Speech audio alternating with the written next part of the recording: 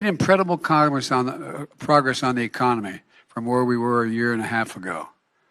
We got a long way to go because of inflation, because of I call it the Putin tax increase. Putin, because of gasoline and all that grain he's keeping from being able to get to the market. Now I'm fighting like hell to lower costs on things that you talk about around your kitchen table. Good morning from Athens, Greece. It is 8:30 on this Thursday morning. That was U.S. President Joe Biden speaking to union members, union officials in Ohio, and he doubled and tripled and quadrupled down on blaming Russian President Vladimir Putin for everything that is going wrong in the world. Food shortages, Putin's fault. Inflation, Putin's fault. Rising gas prices, Putin's fault. It is the Putin price hike, the Putin tax. And Biden is not letting it go. He is stuck on blaming everything on Vladimir Putin. That is the script. That's what he has on his little cheat sheet. That's what they're telling him to say. Just blame it all on Putin, Joe. Just go on stage, blame it all on Putin. You don't hear Putin talking about the Netherlands, Mark Rutte's food shortages. Blame the food shortages on Rutte. The Rutte food shortages. Now, you're not going to get any of that. But Reuters, they ran an article yesterday, and they are saying that 5 million barrels of oil, which were part of the SPR, the Strategic Petroleum Reserves of the United States, in other words, only to be used for emergency reasons, national security, emergency reasons. 5 million barrels were sold to China, India, and Europe. Now, Biden, about a month ago, he said that one of the things he would do to stop gas prices from rising, maybe this was even like 2 months ago, he said that he had a plan, and his plan was to release something like 1 million barrels a day from the Strategic Petroleum Reserves, from the SPR. And he said that that would help decrease the price of gas. Didn't work. It didn't work. It just went up and up and up. And now we are learning via Reuters that 5 million of those barrels were not even kept inside the United States. They were actually exported out of the country to China, India, and to Europe. I believe that a lot of this stuff went to Italy from the Big Hill SPR storage site in Texas to Trieste, Italy, according to U.S. Customs data, and a whole bunch of it went to India and China, to the Netherlands and to Reliance Refinery in India, and another cargo went to China. And this is coming from Reuters. So doesn't look like his SPR, Strategic Petroleum Reserves plan, really worked out. And he's not even keeping that oil in the United States. Keep in mind, this is the Strategic Petroleum Reserve, to be used only in case of emergencies. We're talking energy, oil, which should be kept in storage for the good of America's national security. This oil should only be tapped into if the U.S. is, I don't know, say at war. But Biden did tweet a couple of days ago in his little spat with Amazon founder Jeff Bezos that he is ordering gas stations to lower their prices now because the U.S., well, he didn't say the U.S., because the world is at war and is at peril. That was his tweet. So he hasn't quite said that the U.S. is at war, but you know, the world is at war. So I guess that's reason enough for Joe Biden to deplete America's petroleum reserves, and he's depleting it, and he's sending it overseas. So we have we have some more information, since we're on the subject of oil, with regards to the oil price cap that Janet Yellen is putting together. And we're seeing that the White House is scrambling in a panic to figure out a way to get this price cap to work. The U.S. is actively working on a proposal to cap the price of Russian oil at anywhere between $40 and $60 per barrel, Bloomberg reported on Wednesday, citing unnamed sources familiar with the matter. President Joe Biden first floated the idea at last month's G7 summit. Oil analysts are skeptical about its workability, while Russia has signaled any such attempt would actually drive prices sky high. Biden administration officials are, quote, having multiple meetings a week on the subject of the price cap, trying to push it into reality, according to one unnamed official who spoke to Bloomberg. Something like this could only work if you get all of the key producers and, crucially, all of the key consumers working together and then finding some way of enforcing whatever plan you come up with, independent oil analyst Neil Atkinson told CNBC. They haven't thought it through. They haven't spoken to India and China. Amrita Sen of Energy Aspects told CNBC, referring to the two biggest importers of Russian oil at the present time. Do we really think they are going to agree to this? And do we really think that Russia will actually accept this and not retaliate? I think this sounds like a very, very good theoretical concept, but it is just not going to work in practice. When the Japanese government brought up the price cap earlier this week, former Russian President Dmitry Medvedev warned on social media that this could actually result in Tokyo paying $300 a barrel instead. Biden and other G7 leaders have explicitly said the proposed price cap is about denying Russia the funding for its military operations in Ukraine, not about helping their own citizens with the pain at the pump. Citigroup warned on Tuesday that if a global recession impacts demand, oil prices could crash to $65 a barrel by the end of 2022 and even as low as $45 in 2023. As of Wednesday, however, the Brent global benchmark was at $104 a barrel, with U.S. West Texas Intermediate trading just above $100 a barrel. So if the recession continues, if things continue to go really, really bad as they are going, Citigroup is actually warning that you're going to see a price crash. Meanwhile, you have the Biden administration and the G7, which is what I would imagine they want, but you're going to see this price crash in the end of 2022, 2023, when the military operation in Ukraine is well over, I would imagine, is well over, and all of Ukraine, or parts of Ukraine, the important parts of Ukraine, are under Russian control.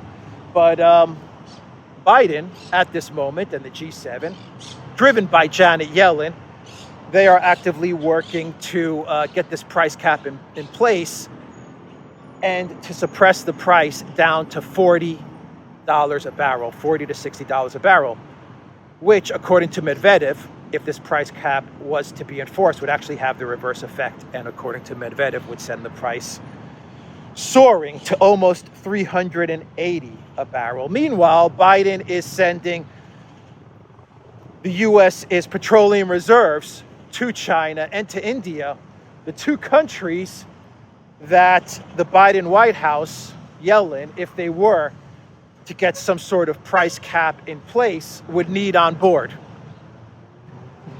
And India and China have not been consulted with regards to this price cap. India has even, China, not India, China, the Global Times of China has said that a price cap is just not going to happen. So this is just looking like a bad idea, where Yellen and the collective West are going to implement this price cap without India and China. Russia is going to retaliate, and everything's just going to fall apart. Oh boy. But they're not giving up. They want to get this price cap. Yellen wants to get this price cap in place, but as the Bloomberg article said, it sounds nice in theory, but this is we're trying to live in reality. We are trying to live in a reality world in the West. What was the quote from Bloomberg? They're trying to push it into reality. All of this theoretical, imaginary stuff, the Biden White House is trying to push it into reality. That's the way they've been operating since the minute they got into office. Fantasy land, trying to push stuff into reality, but they live in fantasy land. So let's talk about Boris Johnson. And Boris Johnson is in big, big trouble. Really big trouble. Like, everyone in the Conservative Party is dumping him. They're distancing themselves from him. Liz Truss, I think, is the only high-level official at this moment in time that has not dumped Boris Johnson, but I imagine she will, because she has aspirations to take over from Boris Johnson, which would not make things any better. Truss and Sunak, I think those are the two that are vying for power in the United Kingdom. But Boris Johnson has said, after a terrible day of defections from his administration, he has said that he will not step down as prime minister. Remember, Boris Johnson just last week said the only thing that will force him to step down as prime minister is if the UK abandons Ukraine. Boris Johnson knows that the political class in the UK, liberals, conservatives, Labour, Tories, they will not abandon Ukraine. They are all in as far as escalation and the war in Ukraine and poking the Russian bear. They are fully all in. They still believe that Zelensky can win this war. They still believe that they can get regime change in Russia. They are completely beholden to the military-industrial complex. They are all puppets of the neocons in the DC swamp. So Boris Johnson knows that the political class will never abandon Ukraine. And that is why Boris Johnson made a statement, I believe it was to BBC Radio, that the only way, the absolute only way you will get me to resign is if the UK drops their support for Ukraine. That is how important Ukraine is to the UK. Ukraine is more important to Boris Johnson and the elite class than the UK. I'm having trouble believing it. I'm like saying it in my head, but I can't believe it. Ukraine is more important to the political class than the actual country of their citizenship, their actual country. Ukraine is more important. So Boris Johnson said yesterday in a quote, "I am not going to step down, and the last thing this country needs, frankly, is an election." This is what he told a parliamentary committee when asked to confirm he would not seek to call an election rather than resign if he lost a vote of confidence. Scotland has approached Boris Johnson for another referendum to break away from the UK, and Boris Johnson rejected the request from the Scottish Prime Minister Nicola Sturgeon to hold a legally binding referendum on leaving the UK. Boris Johnson told Sturgeon that rising costs, the coup, and Britain's support for Ukraine are more important issues.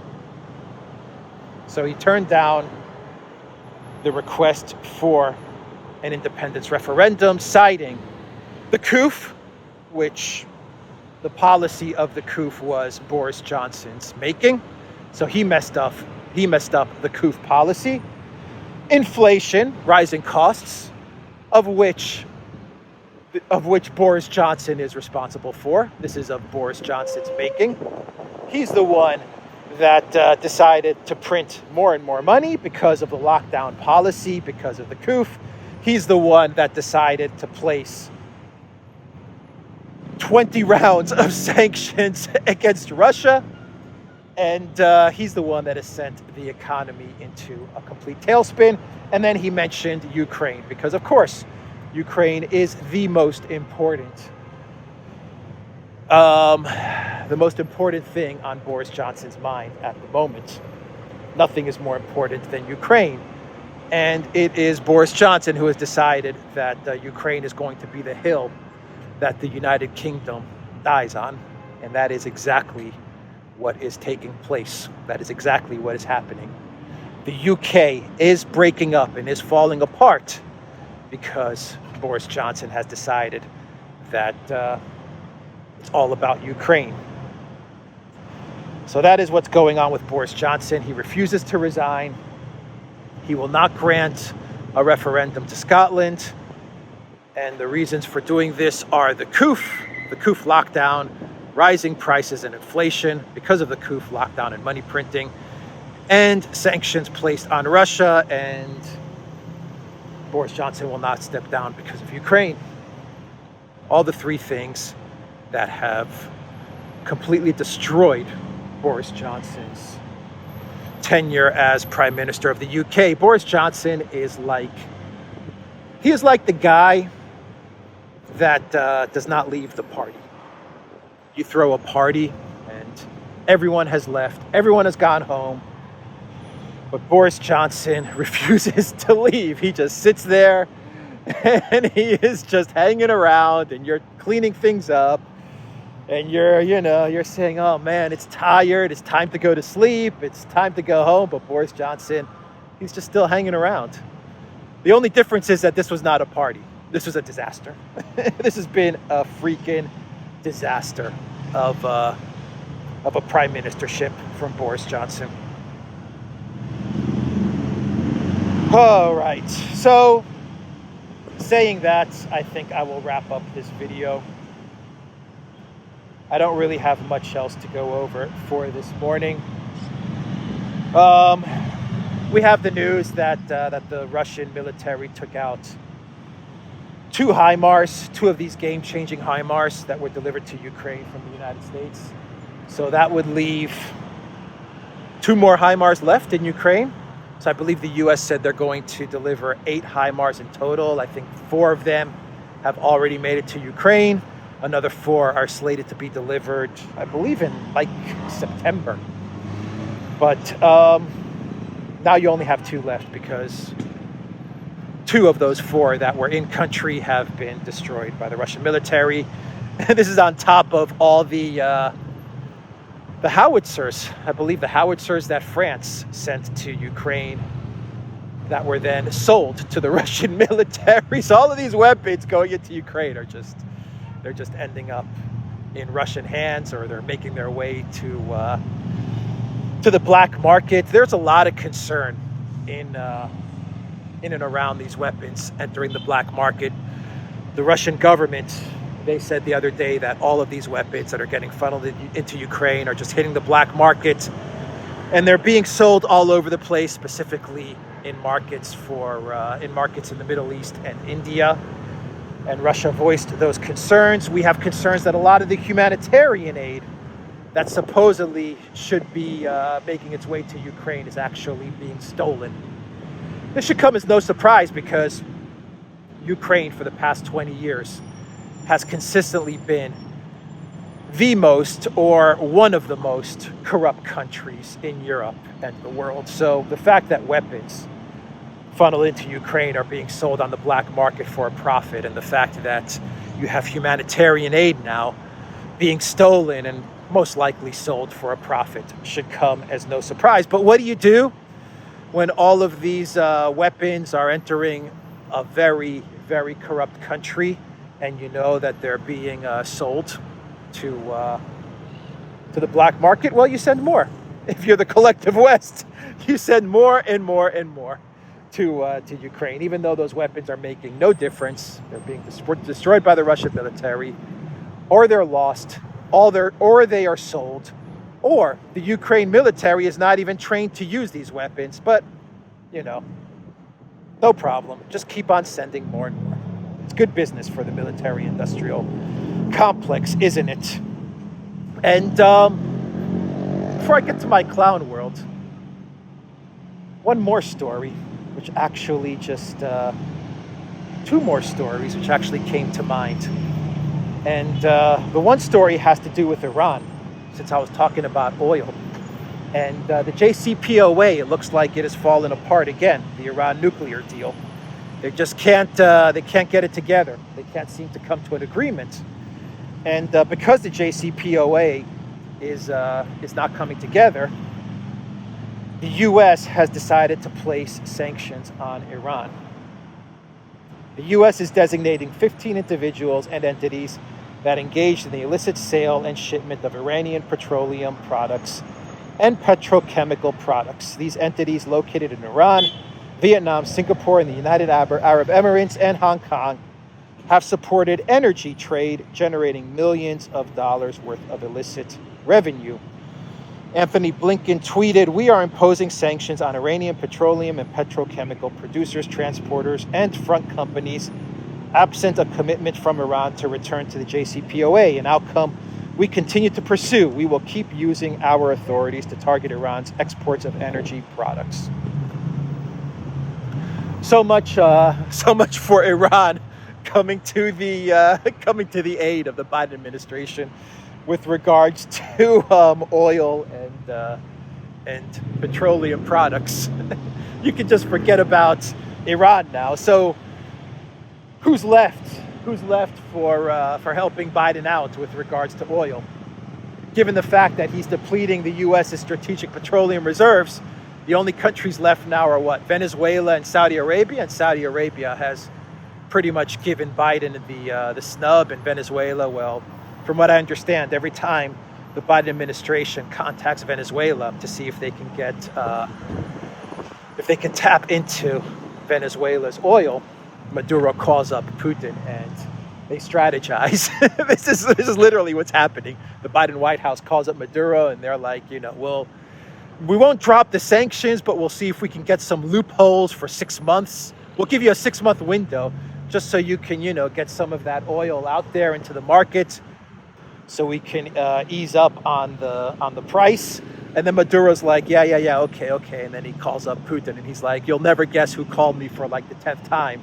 Putin's like, Joe Biden. And he's like, yeah, Joe Biden called me for like the 10th time. And he wants me to do this and that. And then Putin's like talking to Maduro and he's saying, okay, this is what I want you to tell Joe. And this is how we'll strategize. And that's exactly what's going on. And I think the same thing's going on with Saudi Arabia and MBS, by the way. I think MBS, he calls up Putin like after every meeting with the U.S. and he tells him exactly what's going on.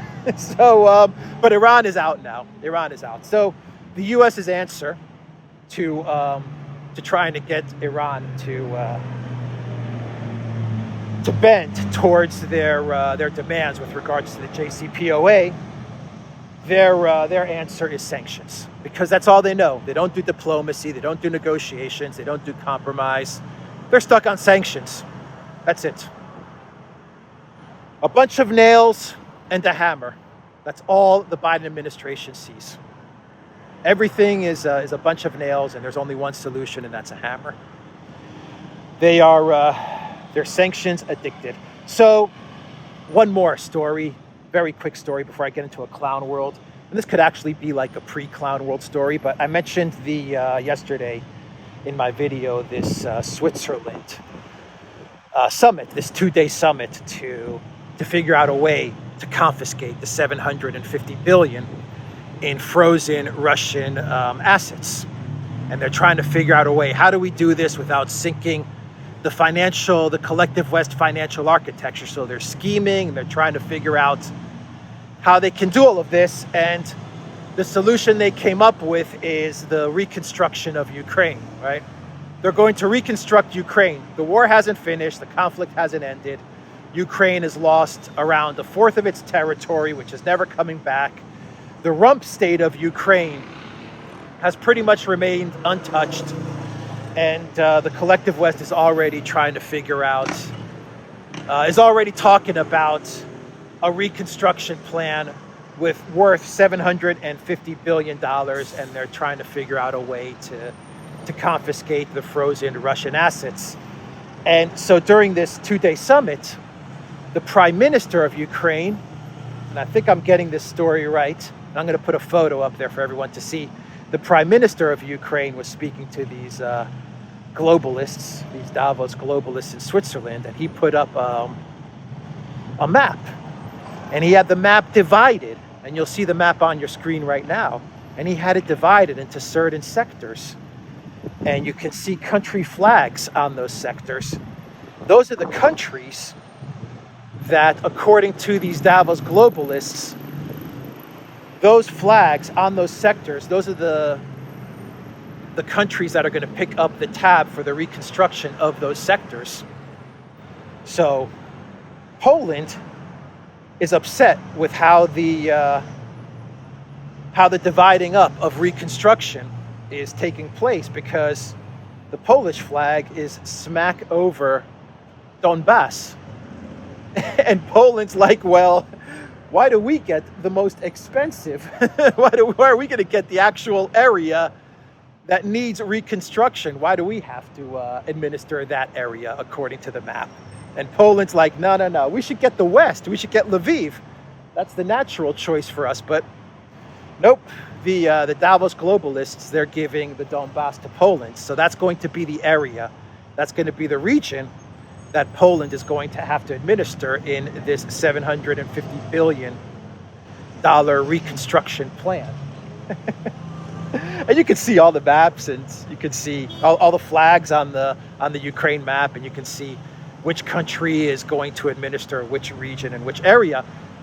It's pretty ridiculous that they've given Poland the Donbass. I agree, it would be a much more natural fit to administer the West area. But of course, the West area is where you're going to make all your money, because that's the area where you don't really have to do any reconstruction for now. And the Donbass, well, that's going to be the biggest headache for any country to administer. But the even funnier part about this map is the fact that they actually believe that they're going to have a Donbass to administer, that they're going to actually take back the east of Ukraine and the south of Ukraine. I think that speaks to the fact that these people are completely delusional. I mean, you want to talk about not living in reality? These people are not living in reality. The fact that they actually put a map up there, and they actually put collective West country flags around that map with the east and south of Ukraine included in this reconstruction plan, just shows you how delusional they are. They believe they're going to get this land back from the Russians. Maybe it's going to happen in this August counteroffensive with the million-man army that Ukraine has assembled, and all the massive NATO weapons that million-man army is going to use to mount this counteroffensive. I don't know. But let's get to our clown world and wrap up this video. And this clown world, boy, is this a good one. This clown world has to do with coins. I don't know if there's any coin collectors out there, but if there are any coin collectors, well, this clown world is for you, and I've got a very special surprise for you. Something that I know all the coin collectors are going to jump on, and they're going to purchase right away. We have, according to the Biden White House, the 9th coin in Historic Moments series, Snake Island, Ukraine, honoring the Ukrainian resistance against the Russian invasion at Snake Island. Number 34 in the series, pre-order, ships September 30th, 2022.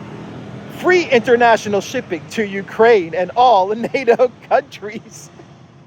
And there you can see the coin. Oh my God, I can't take it. These cloud worlds get more ridiculous with each passing day. Let's see here. Coin number 9, Snake Island, honoring the Ukrainian resistance against the Russian invasion at Snake Island. 20% of all profits from this sale will go direct to Ukrainian women and children in need through the White House gift shop, established 1946 outreach project with 0 deductions. Pre-order the item. Ships September 30th, 2022. By the time it ships out in September, I'm trying to figure out what is Ukraine going to look like by the time this coin ships out. This is the Snake Island where the other day the Ukrainians, they didn't plant a flag there. They dropped a flag there and then they ran away. So, yeah, for all the collectors out there, this is your big opportunity to get the Ukraine coin number 9. It's a series of coins. How about that? This is crazy. How much is this thing going for? Let me see here if I can. I think it's going for like $100. Regular price $100. Free shipping on orders over $75. Pre-order ships on September 30th. Quantity 1. Add to cart. Maybe I'll pick up 5. Maybe I'll pick up 5 of these Snake Island coins. Oh my God. No more comments. No more comments from me. I'm getting more and more speechless with each of these clown worlds. I'm becoming more and more speechless with each of these clown worlds. It's just ridiculous. Who in their right mind is going to pay $100 for a Snake Island coin? It might be a collectible because, you know, when this war is all over and stuff, maybe the ridiculous factor of this coin is going to make it a hot ticket item. I don't know. Maybe something like that will happen. Anyway, I am going to end this video, guys. Go to Alexander's channel. Check out his videos and his deep dive analysis. Go to the Duran's channel and check out our videos and our deep dive analysis on world news. Go to the Duran shop right here. 10% off. Use the code GOODDAY. Pick up a cool t-shirt and the Duran.locals.com. Take care.